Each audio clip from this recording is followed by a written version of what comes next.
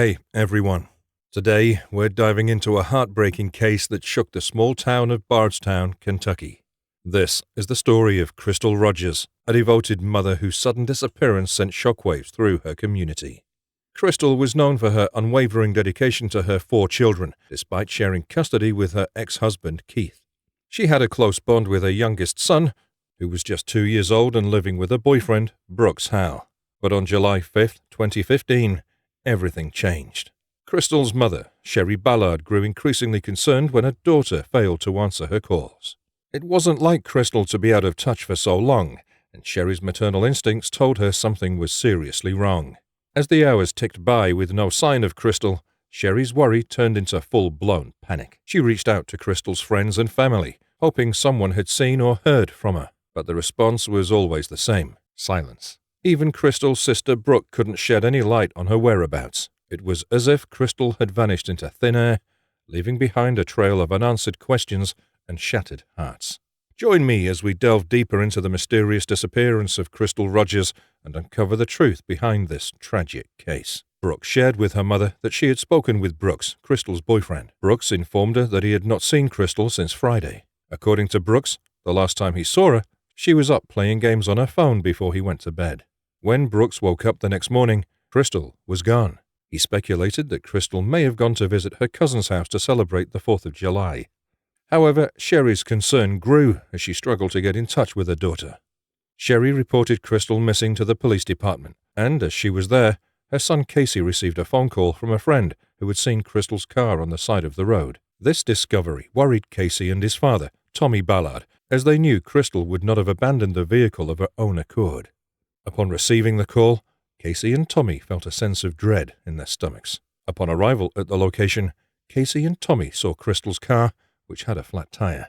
However, this discovery only reinforced their belief that something was seriously wrong. If Crystal had encountered car trouble, she would have certainly reached out to one of them for assistance. The idea that she would have pulled over and tried to fix it on her own was unfathomable. As they examined the car further, Casey and Tommy noticed Crystal's keys, phone, and purse on the passenger seat. These items served as additional evidence that something was amiss. Crystal would not have gone anywhere without her belongings, and their presence in the car further heightened their fears for her well-being.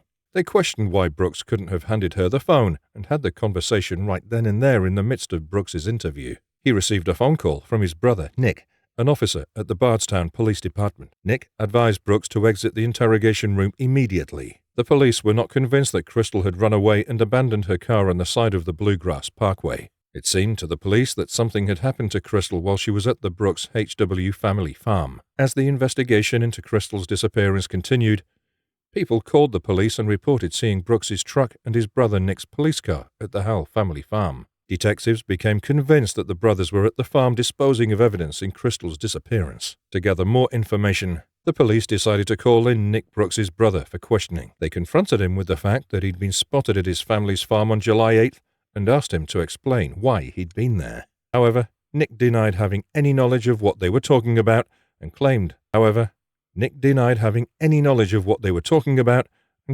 to have been out there that night. Despite Nick's denial, the police pressed on and asked him point-blank if he and his brother had destroyed or hidden evidence involving Crystal's disappearance. Nick adamantly denied that they'd engaged in wrongdoing and insisted that his brother couldn't harm someone.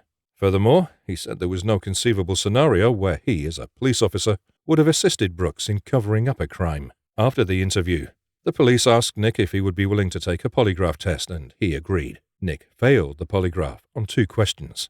The first question was, "Do you know where Crystal is right now?" The second question was, "Are you hiding any information about what happened to Crystal?" Despite failing the polygraph, Nick maintained that he was being 100% honest. On October 15th, the police investigating Crystal's disappearance named her boyfriend Brooks as the prime suspect. On the same day, Brooks's brother Nick was fired from his job as an officer at the Bardstown Police Department for impeding their investigation. Even though the police were fairly sure they knew who caused Crystal's disappearance and how she died, they didn't have enough evidence to make an arrest. The police feared taking their suspect to court and not having enough evidence if the suspect were to get acquitted. The police couldn't charge them with Crystal's murder again because of double jeopardy. FBI agents and law enforcement agencies across Kentucky joined forces with Crystal's friends, family, volunteers, and missing people organizations to conduct extensive searches at the Houck family farm, a sprawling property spanning 240 acres. The searches continued daily, leaving Crystal's loved ones terrified and grasping for hope.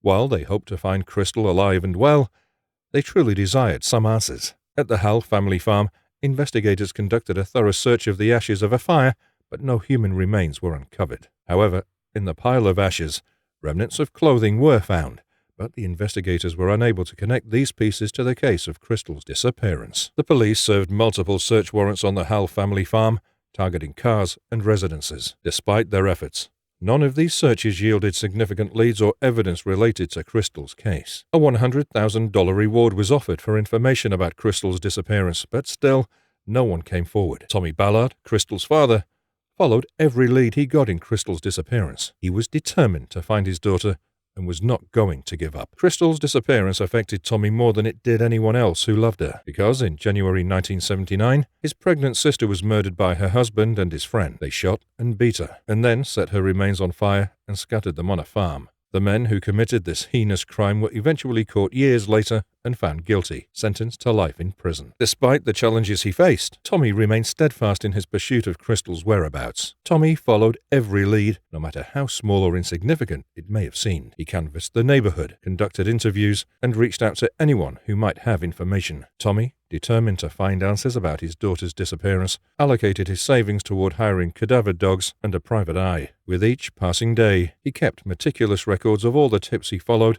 and every clue he uncovered. His dedication to the investigation led him to meet frequently with the police to share his findings and seek their guidance. In November 2016, Tommy Ballard took his 11-year-old grandson, Crystal's son, out on an early morning hunting trip on their property. Tommy's wife, Sherri, watched them leave, feeling a sense of unease. She quickly prayed to God for a watchful eye over them in the woods. Sherri returned to her bed, trying to relax. However, only minutes later, a phone call shattered her peace. Sherri recognized the voice of her grandson, Crystal's son, filled with panic and terror. "Papa has been shot," he cried. Panic washed over her as she quickly dressed. Sherri's mind raced with thoughts of her husband's well-being. When Sherri arrived at the scene, she was immediately overcome with grief. She rushed over to Tommy, shaking him frantically. However, as she did so, she noticed a concerning sight. Blood began pouring out of his nose. The officers and witnesses who had arrived quickly pulled her off Tommy so that the medics could work on him. However, Sherri was already aware that her husband was gone. Tommy Ballard was pronounced dead at the scene. Tommy Ballard had been shot once in the chest. Initially, the police claimed that Tommy's death was the result of a hunting accident. However, Sherri was furious upon hearing this declaration. She insisted that this was no hunting accident, but rather a murder. "This is my husband, and it's a murder. And you know it," she exclaimed. After an investigation, the Kentucky State Police later informed the public that they were investigating the death as a murder. The Ballard family believes that Tommy was murdered because he was getting too close to uncovering the truth about what happened to his missing daughter. They think the people responsible for hurting Crystal wanted Tommy out of the way, fearing that he might reveal the truth. In 2022, the FBI conducted a 5-day investigation into the disappearance of Crystal. Investigators returned to the Houck family farm, hoping to find more evidence. The FBI's goal was to collect evidence that would help them hold the individual responsible for Crystal's disappearance accountable. Despite not revealing if any items of evidentiary value were recovered from the search, an FBI spokesperson confirmed on October 2022 that the agency would be analyzing all of the evidence collected at the FBI's lab in Quantico. As the investigation into Crystal Rogers' disappearance continued, the Kentucky Attorney General made a crucial decision to appoint a special prosecutor to assist in the prosecution of criminal charges related to the deaths of Crystal Rogers and her father, Tommy Ballard. Crystal's mother, Sherri Ballard, was aware of the appointment and wholeheartedly supported the decision. She believed this measure was necessary to ensure justice was served in her loved ones' cases. Subscribe for more chilling cases.